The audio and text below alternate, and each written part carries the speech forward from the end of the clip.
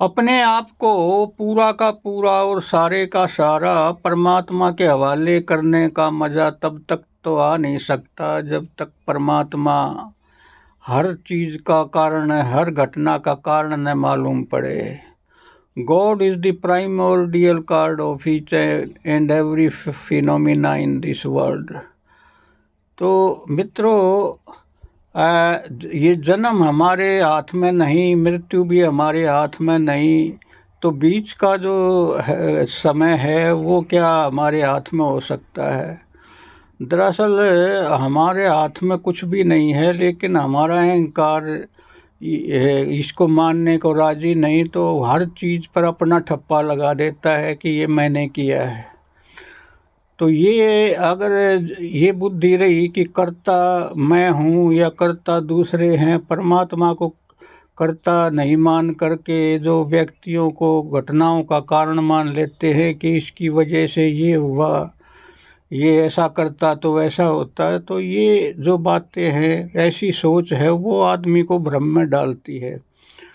तो अगर आपको अपने आत्मज्ञान आत्मबोध में जाना है, आत्मा से परिचित होना है, समय से परिचित होना है, तो ये जो कर्तापन का जो भार है, ये किसी व्यक्तियों पर मत थोपना।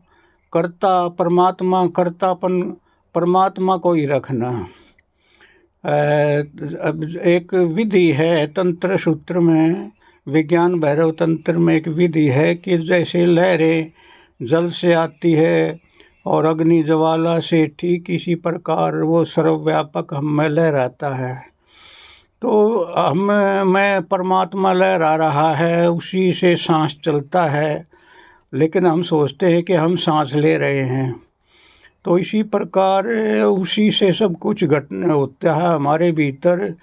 सारा शरीर की जो इतनी बड़ी मशीनरी है वो चल रही है, विचार भी वही देता है, मूर्छा भी वही देता है, होश भी वही देता है। उसी परमात्मा को हर चीज़ का घटनाओं का कारण मानो तो आप निखरते जाओगे, आपकी बुद्धि प्रज्ञा में तब्दील हो जाएगी।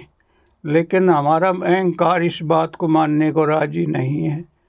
तो इस बात के प्रति चेतो कि परमात्मा अकर्ता होते हुए भी करता है, परमात्मा मौन होते हुए भी मुखर है, वो एक रहस्य है, वो अज्ञेय है।